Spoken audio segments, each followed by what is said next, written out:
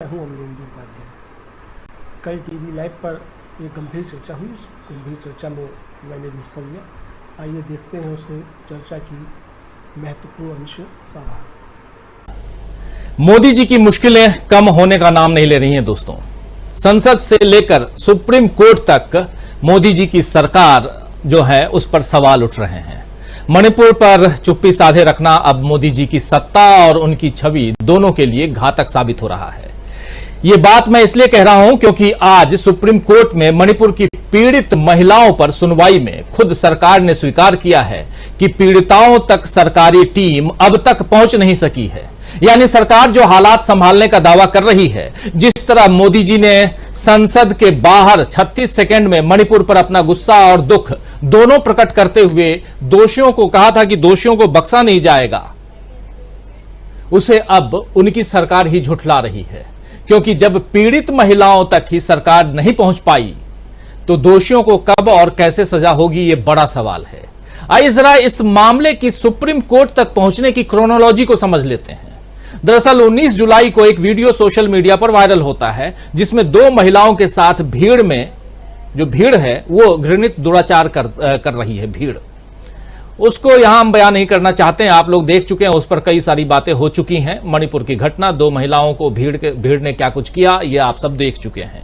और जिसके बाद ये 19 तारीख को एक सोशल मीडिया पर वीडियो जारी होता है। उसके बाद 20 जुलाई को सीजेआई यानी chief justice of India DY Chandrachud की अध्यक्षता वाली पीठ ने इसका संज्ञान लिया और केंद्र सरकार से मणिपुर के हालात पर और इस घटना के संबंध में उठाए गए कदमों पर जवाब तलब किया।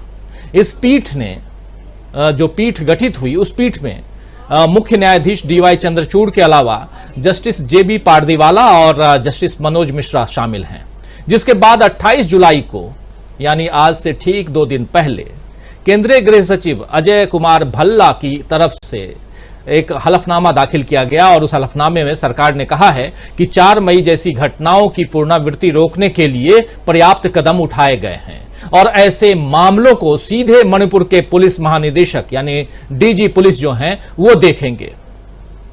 गृह मंत्रालय ने हलफनामे के जरिए सुप्रीम कोर्ट को यह भी बताया है कि इस मामले की सीबीआई जांच के आदेश दे दिए गए हैं। केंद्र ने यानी सेंटर ने या मोदी सरकार ने इस मामले की सुनवाई मणिपुर से बाहर कराए जाने की भी सुप्रीम कोर्ट से अपील की है। गृह मंत्रालय ने हलफनामे में यह भी कहा है कि पीड़ितों की सहायता के लिए 2 मनोचिकित्सकों और 1 मनोवैज्ञानिक समेत पूरी तरह से महिला टीम का गठन किया गया है। लेकिन हलफनामा दाखिल करने के समय तक राज्य के अधिकारी कोटेड में कह रहे हैं कि चुराचांदपुर में सिविल सोसाइटी के प्रतिरोध यानी कि विरोध के कारण पीड़ितों तक शारीरिक या टेलीफोनिक रूप से वहां नहीं पहुंच सके हैं, जहां घटना के बाद पीड़ित और उनके परिवार ने शरण ली है। देखिए, अब यहां सवाल तो उठता है, इसलिए हैरानी वाले सवाल यहां उठते हैं कि गृह मंत्रालय का जो ये बयान इसलिए हैरानी वाला है क्योंकि इस घटना के सामने आने के बाद कुछ पत्रकार और कुछ सामाजिक कार्यकर्ता पीड़ितों या उनके परिजनों तक पहुंच चुके हैं। इंटरव्यूज भी आप देख चुके हैं, लेकिन सरकार वहां तक नहीं पहुंच पा रही है। गृह मंत्रालय सिविल सोसाइटी को अपनी राह का रोड़ा बता रहा है, जबकि खुद गृह मंत्री अमित शाह ने 4 जून को जब वो गए थे 2 दिन के लिए, तो उन्होंने वहां से आने के बाद एक ट्वीट किया था। ट्वीट के जरिए उन्होंने कहा था कि मणिपुर में शांति बहाली के लिए सिविल सोसाइटीज का साथ होना चाहिए। यानी कि अमित शाह ने मणिपुर में शांति बहाली के लिए सिविल सोसाइटीज का साथ मांगा था। खैर, 28 जुलाई के इस हलफनामे के बाद आज यानी 31 जुलाई को सुप्रीम कोर्ट में फिर से सुनवाई हुई, जिसमें वकील बांसुरी स्वराज ने एक याचिका का जिक्र करते हुए कहा है कि जो मणिपुर में हुआ है वैसी ही घटनाएं पश्चिम बंगाल और राजस्थान में भी हुई हैं। इस पर खुद सीजेआई चंद्रचूड़ ने कहा कि मणिपुर में जो कुछ हुआ उसे हम ये कहकर उचित नहीं ठहरा सकते हैं कि ऐसा और राज्यों में भी हुआ है। क्या आप कह रहे हैं कि सभी महिलाओं की रक्षा करें या किसी की भी रक्षा न करें? यह सवाल उन्होंने उठाया, बहुत तल्ख लहजे में सवाल उठाया डीवाई चंद्रचूड़ ने। आपको याद दिला दूं दोस्तों कि बांसुरी स्वराज ने दूसरे राज्यों में महिला उत्पीड़न का जो तर्क दिया है, मोदी जी ने उसी तरह अपने बयान में छत्तीसगढ़ और राजस्थान का जिक्र किया था। आपको पता होगा बांसुरी स्वराज कौन है, जरा उनका ताल्लुक किसके साथ है ये भी बता दे रहा हूं। बांसुरी स्वराज सुषमा स्वराज की बेटी हैं, सुपुत्री हैं और एडवोकेट हैं सुप्रीम कोर्ट में। इसके बाद जब प्रधानमंत्री नरेंद्र मोदी 36 सेकंड सदन के अंदर नहीं सदन के बाहर मीडिया के सामने अपनी बात रख रहे थे तो उन्होंने कहा था कि मणिपुर की घटना से मुझे क्रोध भी हुआ और दुख भी पहुंचा। इसके साथ साथ उन्होंने जिक्र किया था 2 राज्यों का, एक राज्य छत्तीसगढ़ और दूसरा राजस्थान। और इसके बाद स्मृति ईरानी ने संसद में चीखते हुए चिल्लाते हुए यही बातें दोहराई थी, छत्तीसगढ़ राजस्थान, और तीसरा नाम दोहराया था राहुल गांधी का, जो मणिपुर गए और वहां आग लगा के चले आए हैं। खैर, आज सीजेआई के बयान से मोदी जी और उनके मंत्रियों को करारा जवाब मिल गया है। मुख्य न्यायाधीश ने आज यह सवाल भी किया कि 4 मई की घटना पर एफआईआर 18 मई को दर्ज हुई, 14 दिन तक क्या कर रही थी। सुप्रीम कोर्ट में तो मोदी सरकार की किरकिरी हुई ही है, आज संसद में भी फिर से इंडिया ने मोदी सरकार को घेर लिया है। दरअसल इंडिया जब कह रहा हूं तो इंडिया का मतलब विपक्षी दल का जो गठबंधन है 26 दलों का, उसका जिक्र कर रहा हूं। दरअसल इंडिया के सांसदों का एक प्रतिनिधिमंडल 2 दिन मणिपुर का दौरा करके आया है, लौट आया है और वहां राहत शिविरों तक पहुंचकर पीड़ित और प्रभावित लोगों से मिलकर के आया है। लेकिन संसद में इस गंभीर विषय पर चर्चा नहीं हो रही है। आज इंडिया के नेताओं ने सदन के बाहर मीडिया से बात की। कांग्रेस नेता रणदीप सुरजेवाला ने कहा कि मोदी सरकार मणिपुर से प्रतिशोध ले रही है, संसद की मर्यादाओं को कुचल रही है। मोदी सरकार को मणिपुर शब्द से ही नफरत है, इसलिए वो संसद में मणिपुर पर चर्चा से भाग रही है। सुनिए जरा क्या कुछ कह रहे हैं रणदीप सुरजेवाला। ग्रस्त है, मोदी सरकार मणिपुर से प्रतिशोध ले रही है, बदला ले रही है। मोदी सरकार पूर्वाग्रह से ग्रस्त होकर संसद की मर्यादाओं को बुलडोजर के नीचे कुचल रही है। मोदी सरकार ने यह निर्णय ले लिया है कि उन्हें मणिपुर के लोगों के साथ साथ मणिपुर शब्द से नफरत है। इसीलिए अब पिछले 8 से 9 दिन से संसद में मणिपुर शब्द पर चर्चा होने का नाम ही नहीं लिया जा रहा। इंडिया के 68 सदस्यों ने लिखकर रूल 267 के अंदर एक नोटिस दिया कि सब कार्य सस्पेंड कर मणिपुर में जो कत्लो गैरत हो रही है, भाई को भाई से लड़वाया जा रहा है, कानून व्यवस्था टूट चुकी है, संविधान का शासन कुचल दिया गया है। खुद भारतीय जनता पार्टी के विधायक मान रहे हैं कि मुख्यमंत्री के संरक्षण में वहां स्टेट स्पॉन्सर्ड हिंसा हो रही है और बहुत पहले वहां की भाजपा सरकार को बर्खास्त कर दिया जाना चाहिए था, परंतु प्रधानमंत्री मोदी के संरक्षण में ये सारा माहौल फैल रहा है, महिलाओं को निर्वस्त्र किया जा रहा है। तो मणिपुर की घटना का जिक्र यहां करते हुए क्या कुछ हो रहा है, 267 रूल 267 के तहत सदन में विपक्ष चाह रहा है कि चर्चा हो, लेकिन सरकार 267 से भाग रही है। इस बीच विपक्ष ने अविश्वास प्रस्ताव भी दिया हुआ है, जिस पर आज सुनने में आया जब राज्यसभा की कार्यवाही चल रही थी तो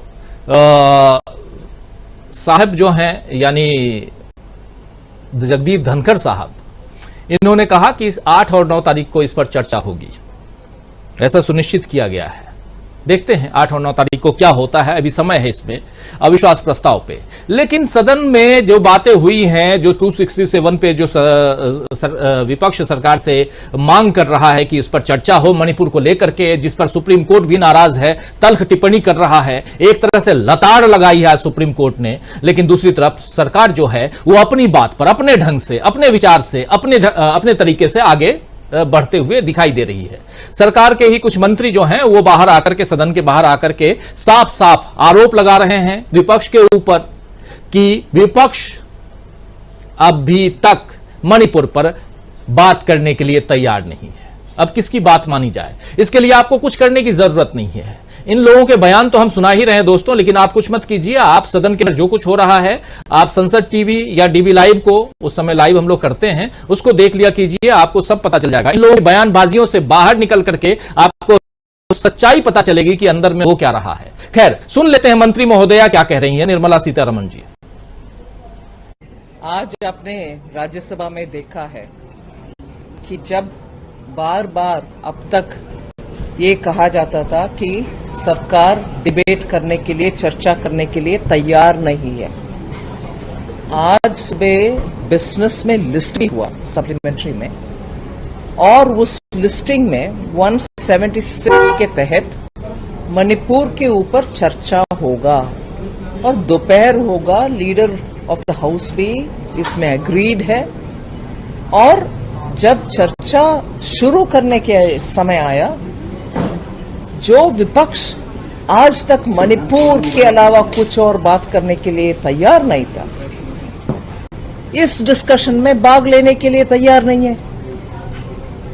हमें बहुत दुख लगता है कि ऑपोजिशन जो पिछले 8 दिन से लगातार मणिपुर के ऊपर चर्चा चाहती थी, आज मणिपुर के चर्चा जब शुरू हो रही है, भाग रहे हैं। जो मणिपुर जाकर के उधर लोगों के साथ बैठकर बात करके, तो कौन भाग रहा है, किधर भाग रहा है, ये तो जनता देख रही है मैडम जी, ये जनता देख रही है।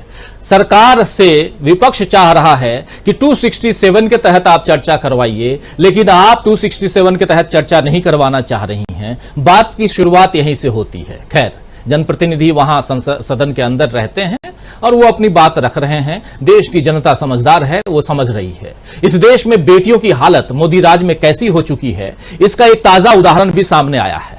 एक उदाहरण तो आप मणिपुर से देख ही रहे हैं, लेकिन इस बीच केंद्रीय गृह मंत्रालय ने इसी सदन में, इसी संसद में बताया है कि देश भर में 2019 और 2021 के बीच, यानी कि 3 साल में 18 साल से अधिक उम्र की 10,61,648, जी हां, ये चौंकाने वाले आंकड़े आपके सामने रख रहा हूं।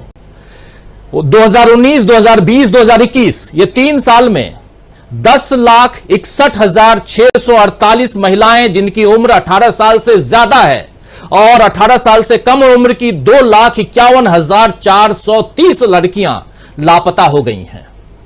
और यह डेटा हमने नहीं तैयार किया है, बाकायदा नेशनल क्राइम रिकॉर्ड ब्यूरो यानी एनसीआरबी ने तैयार किया है। और एनसीआरबी पुलिस थानों में दर्ज मामलों के आधार पर ही डेटा देता है। सोचिए, 3 साल में 13 लाख महिलाएं, लड़कियां, बच्चियां अगर गायब हो जाएं इसी देश से, और इनमें से सबसे ज्यादा, चौंक जाएंगे आप, किस राज्य में है? मध्य प्रदेश की लड़कियां और महिलाएं हैं, जहां बीजेपी का शासन है। सबसे ज्यादा महिलाएं और लड़कियां मध्य प्रदेश से गायब हुई हैं। और अभी तो दोस्तों ये सिर्फ 3 साल 19, 20, 21 के आंकड़े हैं। 22 और 23 के आंकड़े आना अभी बाकी हैं। लेकिन जरा सोचिए कि उन 13 लाख परिवारों के, 13 लाख बच्चियां जो गायब हैं, उन 13 लाख परिवारों के बारे में सोचिए जिनके घर की बेटियां गुमशुदा हैं। क्या मोदी जी उन्हें भी यही कहकर सांत्वना देंगे कि उन्हें दुख हुआ, उन्हें गुस्सा आया, वो दोषियों को बख्शेंगे नहीं? सुप्रीम कोर्ट में बांसुरी स्वराज, सुषमा स्वराज की बेटी को राजस्थान और बंगाल की बेटियों की फिक्र है, ज्यादा फिक्र है, मगर मध्य प्रदेश की गायब महिलाओं के बारे में वो चुप क्यों हैं? ये सवाल तो उठता है। दूसरी तरफ सवाल यह भी है कि क्या इंडिया नाम के तरह तरह के अर्थ बताने और राहुल गांधी को कोसने के अलावा मोदी जी और उनके मंत्री अपनी अपनी जिम्मेदारियों पर ध्यान देना शुरू करेंगे? वैसे भी चुनावों की उल्टी गिनती शुरू हो चुकी है और अभी के हालात बता रहे हैं कि इस बार हवा बीजेपी के लिए उल्टी ही बह रही है। और अभी अभी खबर यह भी आ रही है कि बीजेपी के लोगों ने यह कहा है कि हम इंडिया यानी विपक्ष को इंडिया कह के नहीं बुलाएंगे, उनको विपक्ष या यूपीए कह के बुलाएंगे। इंडिया नाम से इतना डर, अपने देश के नाम से इतना डर। चलिए, आप विपक्ष को मत बोलिए, इंडिया तो बोलिए। खैर, चलिए, बहुत सारे सवाल हैं और इन सवालों का जवाब ढूंढने की कोशिश करते हैं हम आज न्यूज पॉइंट में। और सबसे बड़ा सवाल कि क्या मोदी जी की सत्ता की उल्टी गिनती शुरू है? मणिपुर पर सुप्रीम कोर्ट के फटकार के बाद भी क्या जागेगी मोदी सरकार? सवाल बहुत हैं। संसद से सुप्रीम कोर्ट तक मोदी सरकार की फजीहट और उल्टी गिनती शुरू। हमारे साथ चर्चा में कुछ वरिष्ठ साथी जुड़े, आपका परिचय करवाता हूं। देखिए, 7 वरिष्ठ साथी जुड़े हुए हैं हमारे साथ। प्रोफेसर अखिल स्वामी जी हैं और प्रोफेसर रविकांत जी हैं। 2 प्रोफेसर साहब हमारे साथ हैं, दोनों का स्वागत करता हूं। हमारे साथ बाकी पत्रकार लोग हैं। सुनील शुक्ला जी हैं, डॉक्टर दीपक पाचपोर जी, डॉक्टर प्रकाश हिंदुस्तानी जी, प्रशांत टंडन जी और अमलेंदु उपाध्याय जी, आप सबका स्वागत करता हूं। स्वागत इस्तकबाल आप तमाम दोस्त साथी शुभचिंतक आप सबका जो अब तक जुड़ चुके हैं, जो जुड़ने वाले हैं इस खास कार्यक्रम में। सोमवार का दिन है और आज 31 तारीख जुलाई का आखिरी दिन और सुप्रीम कोर्ट में आज